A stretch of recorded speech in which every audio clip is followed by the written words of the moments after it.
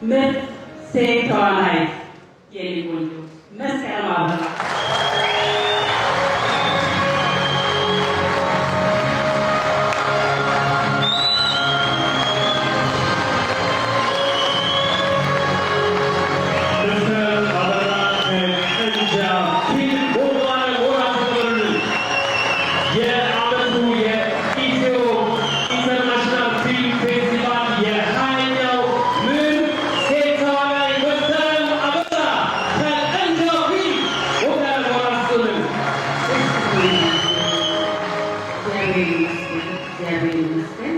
ከዚህ ሽልማት ቀጥሎ እግዚአብሔር ትልቅ በረከት ሰጠኛል። ቀጥሎ ያለው ሽልማት እሱ ነው።